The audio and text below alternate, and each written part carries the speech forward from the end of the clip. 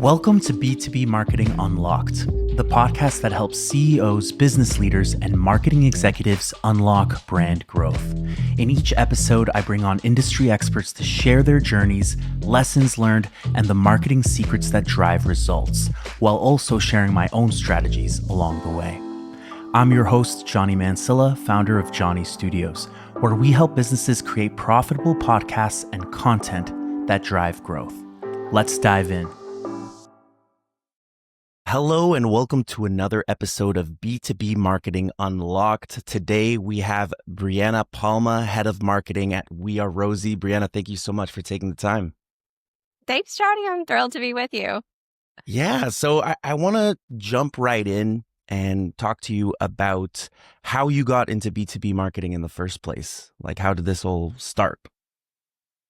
I'm a total accidental B2B marketer. I landed here by chance. I think actually in my story of joining We Are Rosie is my story of becoming a B2B marketer because I come from a content background. So content and editorial, content marketing, but mostly for consumer brands, for consumer projects. And I was drawn to We Are Rosie because the founding team was doing really interesting things and innovative things in content and just built a really magnetic brand. So I was drawn to the brand and I joined the company, I'm doing the math in my head, 3.5 years ago or so. And so I joined to lead up our content and creative. And about 2 years ago, I kind of realized that we had a big opportunity to do more if we built out a true B2B engine. And so I had touched B2B projects throughout my career, but never really led a B2B team. And just seeing that opportunity here kind of, I always say I'm a little bit of a squeaky wheel. Like if I see something, I say something. So Nice. Love that. I noticed that problem. I noticed a business challenge that I thought that we could solve by building really a really strong B2B team. So that was kind of the start of it for me. It was not that long ago that I'd be able to call myself an official B2B marketer. Nice. Right on. And what does your team currently look like? Like, is it just you or do you work with other people on the marketing side? Yes. So I have maybe an unconventional team setup, but that is because that's sort of what we do at We Are Rosie. So we help marketing teams build flexible, high-performing teams. So we match these brilliant freelance marketers with really ambitious brands and allow them to work in different flexible setups. So we set up my team in that way as well. And so on my team, we have 2 full-time roles, myself and my direct report, Sue, who's kind of a growth marketing generalist. I would say both of us are generalists and we have really complementary skill sets. So that's great. And then we have 2 part-time roles. So we have a social media strategist, Leah, who's kind of running our social presence and building our brand there. And then we have a part-time in-house designer who helps us bring our brand to life. So we have, I'm so proud of this team. I love this team so much. It's such a great team. We work really well together. We're able to get a lot done. And I think about all the time, how lucky I am that I was given the free rein to determine what does my team look like and to say, okay, I only have so much headcount, so much budget, but I knew that I needed those skill sets. So we decided to take that part-time approach to those roles. And so that's kind of what my team looks like. Nice. That sounds great. It sounds like nice and mighty. Everyone has their roles and you guys all working together, Yeah, we're the quintessential small but mighty marketing team. I feel like that term gets thrown around too much, but it's definitely true. That's awesome. I think there's benefits in all different types of structures, right? Because I've even talked to people that are in way more of a corporate setting where a lot of times you can get blocked from doing things just because of the bureaucracy, right?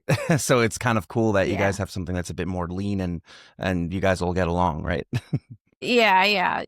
Definitely. I think having a team where you can bring out the best in each other and challenge and have creative ideas come to life, that's how you make good marketing. Awesome. And I wanted to ask you, who are you guys trying to reach? What's your target market? So I know you guys are a marketing agency. but not super traditional, right? You guys pair marketing talent with brands. Do you guys have a specific niche you guys are focused on, or is it more like just anyone can hire your services? Um, we do have a focus. I think we're really focused in on those enterprise brands and mid market, and we're trying to reach marketing leaders. So that's fun as a marketing director to get to market to marketers. But it's a really, it's very challenging to reach those enterprise decision makers. For sure. And I think one of the good things that kind of what you were saying, Jony, is like breaking down that bureaucracy. We're really here to help like our clients navigate that internally. A lot of times we'll have clients come to us and say like, I know I need a team of freelancers to help me with this thing, but sometimes there's so much red tape in big companies to bring on a new partner or vendor. So we really try to help them navigate that. But yeah, we're after those enterprise companies.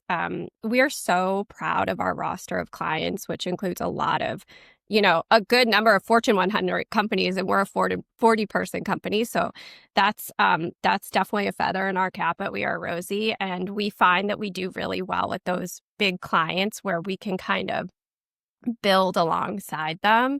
Like we can help them build a whole in-house agency with this flexible model that's really allows them sort of both stability and flexibility, which I think is the name of the game for big marketing teams these days. There's just so much you have to keep up with. That's so true. And that's an amazing accomplishment too, even being able to work with large enterprise clients, because the life cycle to land one of those clients can sometimes be very long, as you know. Tell me a little bit about that. Like, how have you guys had success landing these enterprise clients? Like, what's your guys' approach? Like, is it a mix or? Yeah, we do a mix of kind of, we're trying to drive inbound and we're trying to drive outbound. I think that the biggest thing is really catching somebody when they have the need, but always being on their radar. We've actually, over the years, We Are Rosie is about almost 8 years old now. And I think that we have done really well leveraging our network. And a lot of referral. I would say actually probably our best leads come from referral. And that's something that I always kind of like stop myself to think about that when we're working on lead gen programs, because that's something that we have to figure out how to activate more. But it's definitely a lot of referral. I think that we provide a really high level of service. Like our client services team is amazing. I kind of get to watch them in awe over here of like the work that they do. And when you provide great service, people want to share that. And I think that even anecdotally for myself, like when I need a vendor, like we just launched a whole new website. I went to my friends and I was like, who built your website? And I think there's so much available online. You can get these answers in chat now. But I think a lot of marketing leaders, like the quickest way to get a great result is to ask your friends what they're doing and your peers what they're doing. So definitely referral has been a big one for us. And I think just building like us really, we've always doubled down on brand. Brand has always been a big part of We Are Rosie. And we just launched our new brand a couple of weeks ago. So it's really forefront for me. Congrats. So yeah, thank you. I think I'm still tired, but Right on. from getting that out into the world 2 weeks later. But yeah, so I think brand and referral have been huge for us. And what tools or workflows do you guys rely on most, would you say? I would say HubSpot. I'm in the Boston area, so I feel like you have to be repping you have to be a HubSpot fan here. They're huge. Like we use HubSpot as well. I feel like everyone uses HubSpot. There's all the different tiers.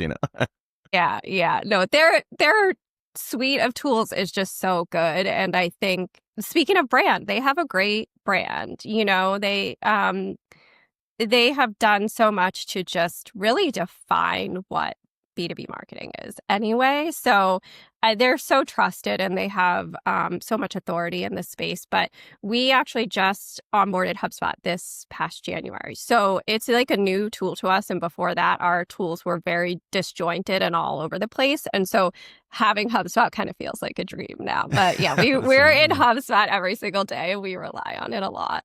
That's awesome. Do you guys mainly use it for CRM or do you use it for like a lot of, because like HubSpot is amazing, but it can be a monster at first. Like we don't use it for everything, for example. Like we might just use like the CRM tool, but I know there's some companies that are, they have so many features that you can use even for sales and marketing and brand and website and everything, right? Like all integrated. What approach are you guys taking? Are you just using a certain aspect of it or? Yeah, we're primarily using it for CRM and automation. Our sales team is in Salesforce. No shade to Salesforce, but I would love for us to have one single tool. So that's like future dreams for us. And our new website we actually built on Webflow, which I'm really excited about. I've been in WordPress my whole career, and I'm just starting to get familiar with Webflow, but it just seems like such a great tool. It's so easy to navigate, and the capabilities for what we were able to design, we're really happy with. Right on. And how do you guys split your time between organic content and like paid advertising? Or do you guys do like a mix of everything? What's something that you've seen really work for you? That's such a good question, Jony. I think I come from an organic background, so I'm always very partial to all the organic stuff, but I know that paid is so important.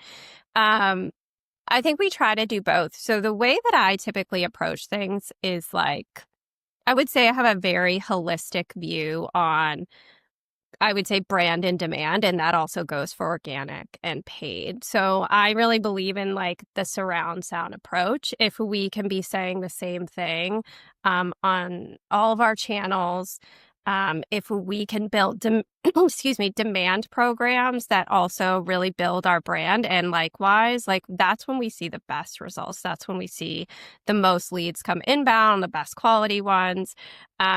So it is always a little bit of like a balancing act, but we do try to do it all. And I think we try to not ever lean too much in one direction. Obviously, with paid, budget considerations come into play. But yeah, we try to do it all, even though we're a small team. And one of the ways that we've done that is we've really pared back the channel mix. So I'm like thinking timeline. Startup years are, they say like startup years are like dog years. So I have to like always pause and be like, how many years is it? So about, let's see, almost 2 years ago, I made the call that we should just go all in on LinkedIn. So we kind of shut down our other social channels. I mean, they're there, but we went all in on LinkedIn, and that became our primary paid channel and our primary organic. And so we've got this really nice presence there, I think. So that's how we were able to balance. It's like we had to pick and choose where we wanted to be, but I think we can do the best when we're all in one place. That's great. And I 100% agree with you, especially like if you're targeting enterprise, mid-market, LinkedIn is the place to be. I feel like I see some companies, they try to be everywhere, but they're not decent everywhere, and then like, again, your ideal client might not be on Facebook, right? Or it might not be as good to try to get them there. Now, if you were like an e-commerce brand, you would definitely want to be on Facebook and Instagram. So I think it all depends on kind of like the service you're providing and your target, right? Yeah. I'd love for us to expand. I have a lot of stuff in my head about maybe being on Instagram. I know Reddit is now starting to be a big deal for chat. So I'm hoping that we will, but I think I was always like, let's build up our LinkedIn and make it work really well for us before we move on to the next channel. Like just get that really to be a solid engine. And I think we are finally pretty much at that place. So we'll see what's next. That's amazing. And I've talked to a few different people. They have different opinions on this. So I always love asking, for your guys' lead magnets, do you believe in gated lead magnets or just none, or a mix of both? Because I talked to some people that they're like, no, like we don't ask for emails. We just like retarget the people that see our stuff. And then there's some people that are like, you know what, we need to get their email. Like I'm personally, I think for some pieces it's important to get the email because like then you can actually do like a sequence or something, you know, stay in contact with the lead. But I'm curious on your opinion, how you guys approach that. I could feel this question coming. We were literally having this conversation amongst my team like maybe late August, because we launched a lead magnet campaign. And the content is really good. Like the content was great. The social content was great. The ads were good, but we didn't get a lot of downloads and we had it gated. So I'm very much like, if we learned something from it, I'm good. You know, that's the key. And so I think the next one we're probably going to try maybe ungated, or we asked for a few pieces of data and maybe we're just going to ask for email or something. So I think it's true. People kind of don't want to give out their data now, right? I mean, but at the same time, I think if you've already built a little bit of trust, hopefully they're willing to. So I think it's like, if you've got a strong brand, my gut is that people should be willing to give you like their email address or something. They want to hear from you. And if they don't, then you haven't done something right. So I don't have like a solid answer, but it is something that I've been thinking a lot about. In that next lead magnet that we put out, like I think we'll definitely try something different. That's so unique you said that, because it actually is true. We've done lead magnets sometimes where you have a lot of different fields and then the results weren't as good. But then we experimented and we were like, let's just try just email. Like don't even fill out your name. Like who cares, right? And then the result was a lot better. But then you see some other agencies like Neil Patel. I know he has like a huge brand, but when you have to fill out a form for his lead magnet, it's like a lot of info. They even want to know how much your marketing budget is for the month and everything, right? So, and then I'm like, you know what? Maybe he has a strong enough brand where he can actually get away with that. And then you have like a really qualified lead if they actually fill out all that information, right? So you're kind of like sifting through so it's tricky, you know? I think it depends on your company, right? Yeah, and it's give and take too. Like we want to grow our subscriber list and our contact database, but we also want people who are right for our service or to be part of our community. So we have a huge community of freelance marketers. So like who we want to talk to is pretty broad, but it is that push and pull. It's like we want to bring in those high quality leads of the people that we can actually help with our services on either side of them. So yeah. The jury's out for me on that one, though. Nice. And tell me about a campaign. It can be any campaign that you remember that you were really happy with. Like, what was it about? If you can walk me through that, or if you were just surprised that it worked well. Does anything come to mind? I'm going to talk about our rebrand campaign because that's ongoing. We just launched it. Let's talk about it. I'm so happy. Yeah, I'm so happy with this campaign. I mean, I think the rebrand itself is such good work. We're really happy with this new visual identity we've got. We came to market with like a whole new logo, color palette, everything. We also updated our messaging. So the early We Are Rosie brand was super magnetic. And I think over the years, we're trying to figure out where our place was in the market, and we've lost some of that. So the goal was to really bring that back. And, you know, we just launched mid-October, and there was a certain point where we're still like working on the website and stuff. And I was like, oh, we need like a campaign. We need to figure out how we're going to bring this to market. So what we did, because we used our own business model to build the rebrand, we actually put together a team of freelancers for ourselves. I wrote a letter that became kind of the centerpiece of the launch campaign about how we did it.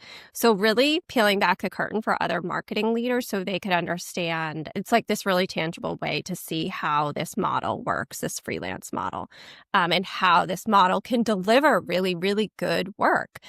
So we launched with that, and then we've been rolling out a series of social posts. We've, as you and I talked before we hit record, we've got this great content campaign coming up.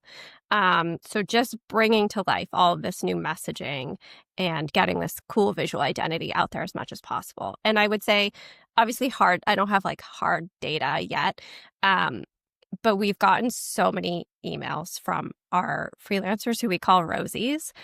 So many emails from the Rosies as well as from the clients just saying how much they like it and how good it feels to them. And I think we've been in a year where there's been a lot of rebrands gone wrong. And so I was just about to say that, like so many with backlash. Yeah. I'm so happy people are like really responding positively to your rebrand, you know? Yeah, I know. I never thought that we would get it wrong because we used our Rosies to do it, right? And they are fans of our brand. They get it. They know the model. They're the target market to a degree. They're one of our target markets. So I thought that we would, I thought we were going to do a great job, but there was this little like pit in my stomach as we were about to launch, like, oh my gosh, what if people don't love it? So to get that kind of feedback, and we've seen like, I went into our LinkedIn the other day just poking around and I can see all the metrics are up. So I don't have a hard data yet, but I'm really proud of that. And it's kind of like a 6-7 week campaign where we're really pushing out all this new messaging. But the initial response has been so good. So that's, can't ask for more than that. And when you say a letter, is that almost like an article, like you wrote a blog about, or was it like a press release, or what do you mean by letter? Yeah. Oh, that's such a good question. This is how my brain works. For me, it was a letter. It was on our blog, but it was kind of assigned by me and addressed to our clients and community. So it was a blog article, but it was really formatted as like a letter to them, telling them about all the great work and the people behind it.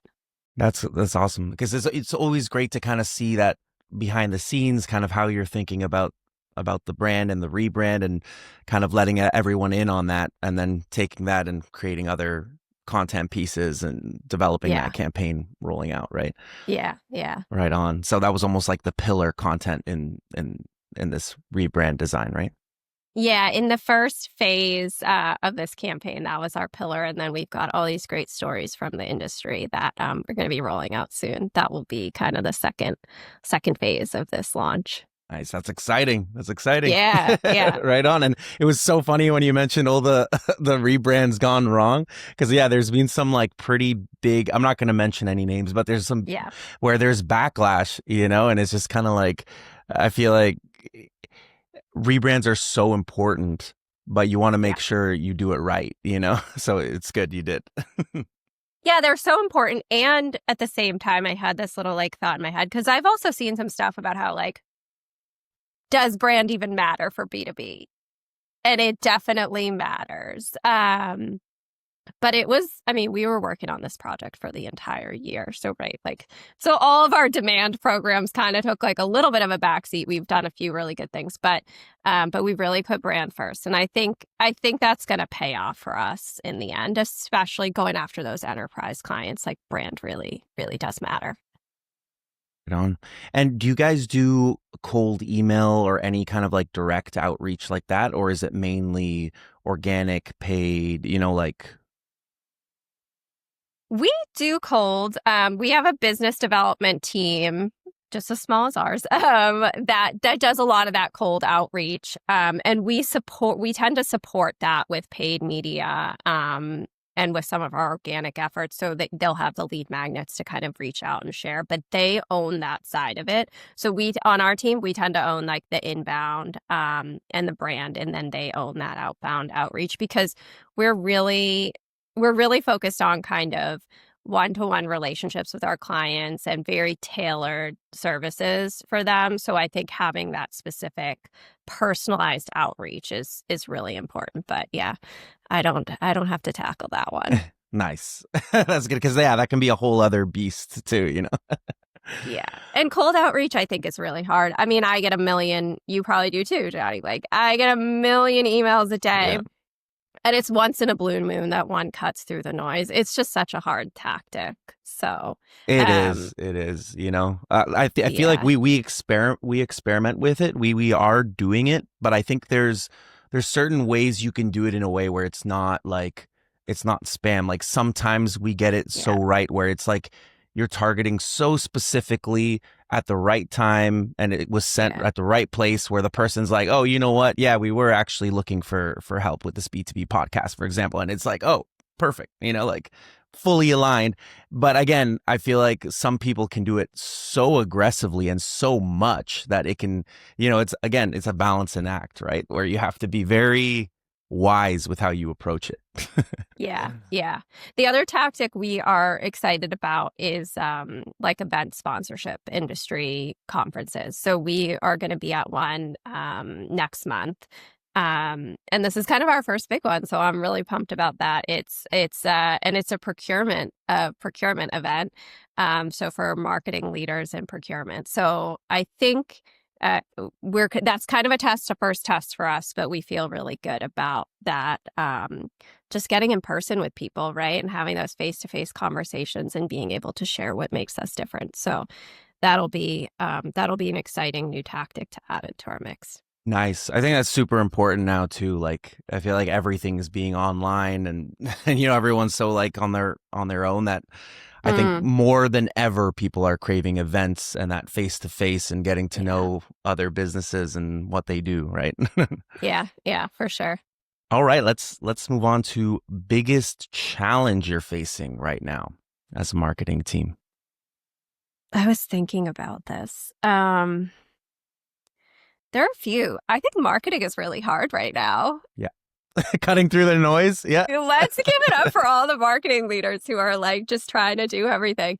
I think for our team, because we're so small and there's so much we want to do, it's prioritization. Like, I think the most challenging thing is prioritization. We had a really awesome, like kind of virtual team retreat last week, and we were reflecting on like the biggest learnings from the year. And my boss, who's our chief client officer, said, everything takes longer than you think it is going to take. And I was like, oh, I learned that lesson on a daily basis. So I think prioritization with that in mind, it is really hard sometimes, especially if you're a very experimental team and you're building like we are, you often will underestimate how long it takes to get something out into the world or to do something and to do it well. So I would say that's our biggest challenge. I think in marketing, the AI elephant, of course, but it's just like the constant adaptation. Everything is changing so fast, regardless of the chatbots and the AI stuff, like everything is just always changing. Consumer preferences, the risk to do a rebrand has changed over the last little while, it feels like. So I think the biggest challenge, again, prioritization and then just keeping up with that change. And if you're a small team, we work with these huge Fortune 500 companies that have like all the resources in the world. Like they're probably the first adapters for all this great new technology. If you're not in that seat, I do think it can be just feels challenging to keep up. Sometimes by the time your team has like something going really strong, then the industry changes, right? So It does feel like the rug is being pulled out from you. You can't always rely on one time. Method, right? Like something can be killing it for so long, and then out of nowhere, it's like, okay, what's going on? Yeah. How do we tweak? How do we experiment? Yeah, you don't know. So I think there's a ton of challenges, but that's what makes marketing fun. Is like, you're never going to be bored in this industry. That's so true. And it's evolving so fast. So, yeah. Awesome. This has been great. I want to do a quick fire round. Okay. So what's a marketing resource, book, podcast, or something that you recommend? It can be any of those. You don't have to name one of each. Oh, I'm trying to think. I will say, I think Marketing Profs is great. They have tons of B2B tools, and they run the B2B Forum Conference every year, also in Boston. I'm going to give a shout out to another local event. But nice. I think I just always try to go to one kind of big conference a year. I feel like I take a huge leap forward in my career every time I do. But their content It is all tailored towards B2B. That conference is such a great conference, so many great speakers. So if I'm going to have to call it like a specific resource, I would say Marketing Profs. And that's the name of the event, or is that like their whole brand? Like, That's do they have their resources? their whole resource brand, but the event is B2B Forum. Okay, good to know. Awesome. Yeah. Someone who's recently influenced your marketing. It can be someone personally, or it can be a influencer. It can be anyone. Yeah, this is going to be a super nerdy answer. But Amy Edmondson, who is a professor at Harvard Business School, I saw her speak at a conference last year.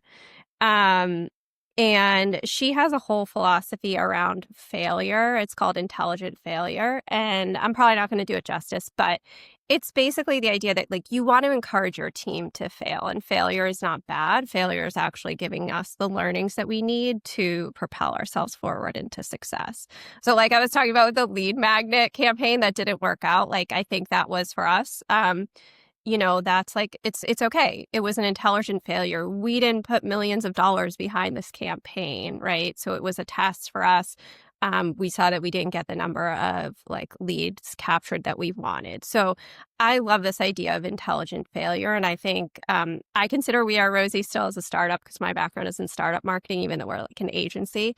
So if you're in a startup or you're trying to do growth marketing, you have to adopt that philosophy that like failure is okay as long as you're learning what you need to learn. That's so true.